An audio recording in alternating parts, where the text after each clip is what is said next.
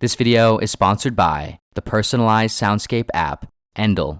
The first 100 people to click the link in the description will receive 1 week of free audio experiences. Born during a time when the expansion of the universe and the increasing force of dark energy had spread all the galaxy groups so far apart they could no longer be accessed or perceived from one another ever again, Edward was a part of a species who looked out at the universe and saw what appeared to be an edge leading to unending nothingness. The species that Edward was a part of referred to themselves as Yamanus. They were deep descendants of an evolutionary chain that began billions of years prior on a once planet known as Earth. Earth, having eventually ended, like all things in the universe do, including itself, forced its inhabitants to spread out onto subsidiary planets, starting in their solar system, then, eventually, into the greater parts of their galaxy, which was then known as the Milky Way. Throughout this period, the expansion of the universe, accelerated by dark energy and the creation of new space-time, eventually caused the galaxy group that the Milky Way was a part of to become more and more tightly bound. Eventually, the Milky Way and its neighboring galaxy, Andromeda, would collide like two star-crossed lovers, bonding over their shared increasing isolation in the dimming universe. Together, they would birth a new combined galaxy, Milkdromeda, which would become the new home for the surviving interplanetary species once spurred from Earth.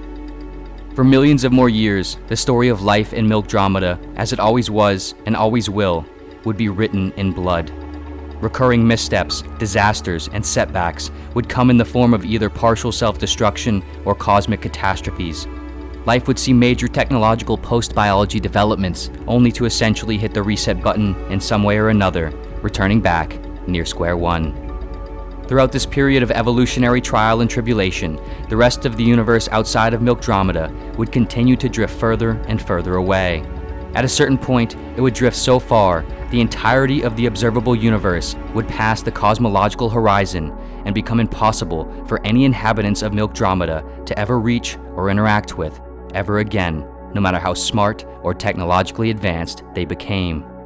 They would become confined to their final possible home, and relatively soon, this home would close not only its doors, but its windows forever. Ultimately, as the universe would continue to spread away further and further, not only would accessibility be closed off, but any and all traces of the rest of the universe would no longer even be able to be seen or known by Milkdromeda's inhabitants at all.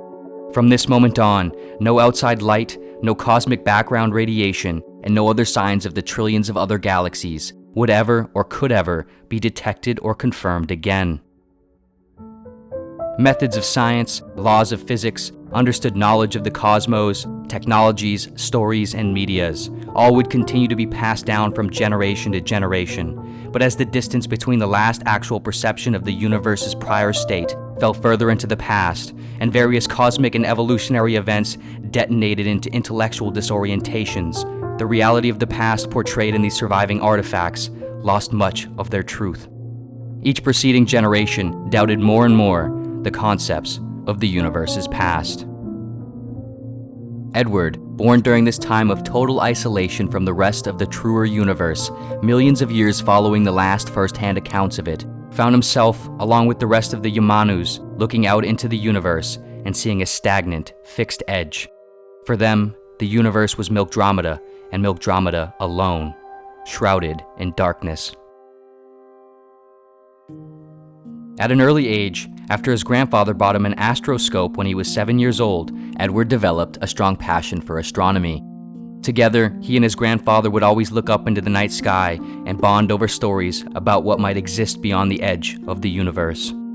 Edward's grandfather didn't have any real scientific background or interest, but he was a very religious man who loved ancient myths, stories, and religious ideas about a domain of the universe that extended past the perceivable edge and held a heavenly beyond.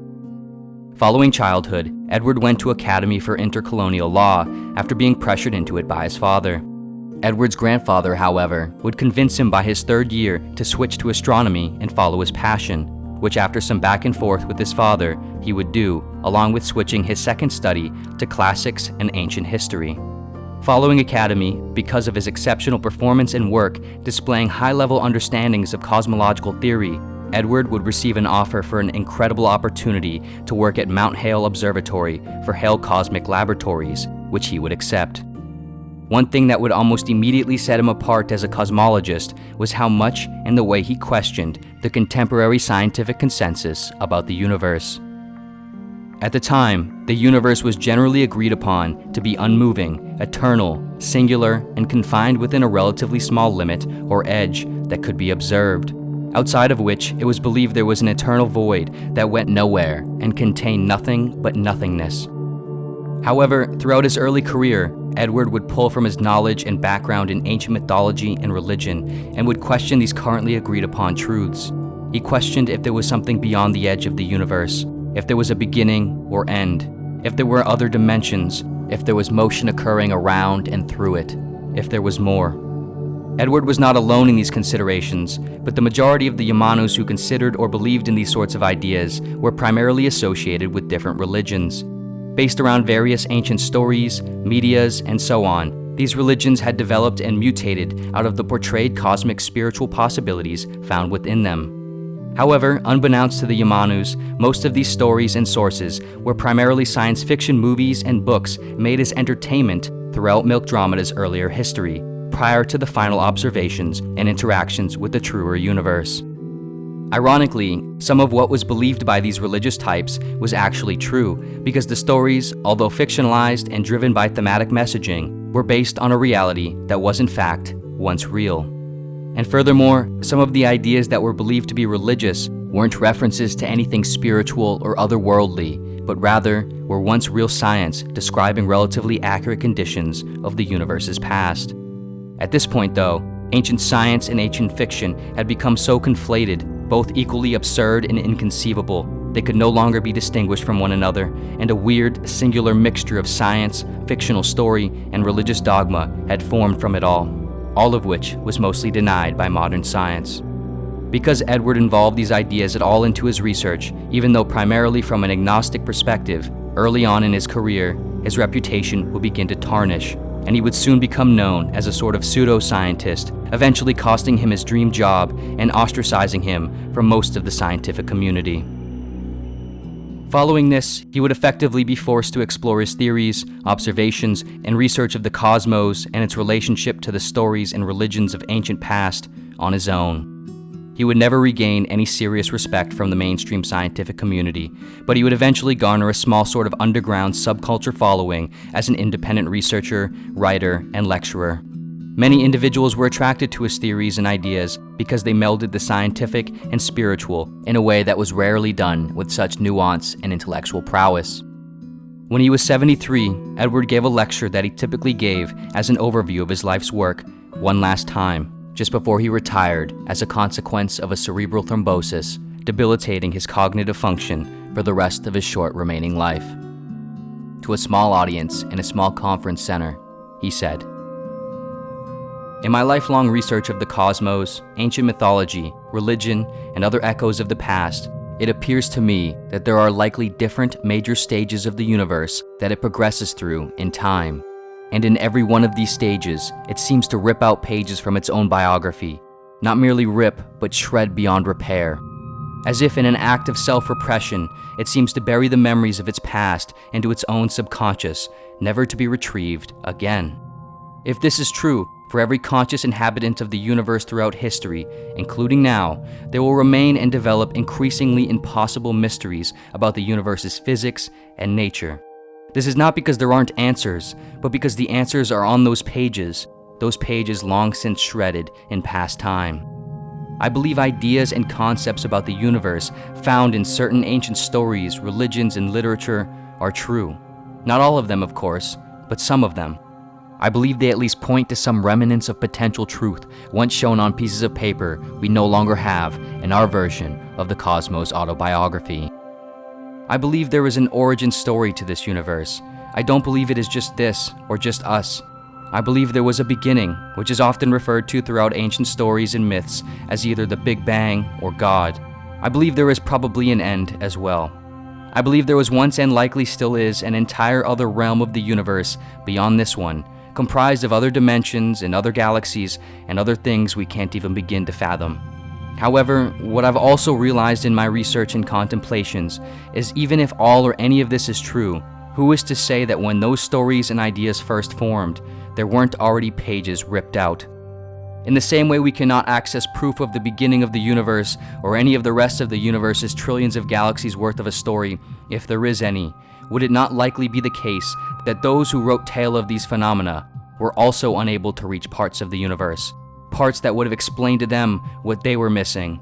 Why and how things came from something or nothing, what and how made the first something, and ultimately where it all goes and what it's all for. If we cannot know now what they could know then, what could they not know then that could have been known before them? I believe all intelligent beings have and are continually being pushed away from truth with an expansion of the universe. That is why truth changes over time. It has never and can never be capital T truth following some first moment at the base of the universe. Forever thereafter, it is merely the truth of the time. Billions of years ago, conscious beings were incapable of knowing precisely what they were inside of, how far back it went, and how many more of it there may have been. Just like how today, neither can we. We simply don't have enough of the pages for the story to make sense. Possibly no one ever has, and no one ever will.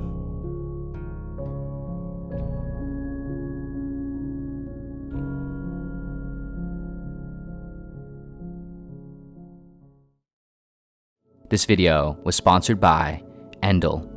Life is constant ups and downs, both inside and out. Between the frantic nature and happenings of day-to-day life and the fluctuating storm of chemicals inside the mind, we are so often at battle in defense of our mental state. There are many things that can help assist in the process of combating this and better maintaining self-regulation, but one that is often overlooked but is no less extremely important is sound. The Soundscape app, Endel, recognizes this, that sound impacts well-being. Backed by neuroscience patented technology, Endel uses AI to react to input data related to the time of day, the weather, your heart rate, location, and intention, all to provide personalized soundscape audio experiences that adapt to your immediate circumstances, unique lifestyle, as well as circadian and ultradian rhythms, ultimately helping you better control and synchronize your state of mind. We all know the importance of keeping a soundtrack playing during certain moments of the day and life in general. Most of us listen to music throughout the day, but this neglects any sort of focused efforts on calibrating the right sound patterns, melodies, and tones to the right moods at the right time with the right subtlety, not overpowering and not knocking you off course into a worse mental state. Whether it's to help boost concentration while in workflow, calm down and relax in between or outside of work, or ease into sleep at the end of the day, Endel provides beautiful, personalized soundscapes that do just that, ensuring that at all times, in all moods, and all external conditions, what you listen to matches best to what you want to feel. If you're interested, you can sign up using the link in the description. The first 100 people to use the link will also receive 1 week of free audio experiences. And of course, as always, thank you so much for watching in general, and see you next video.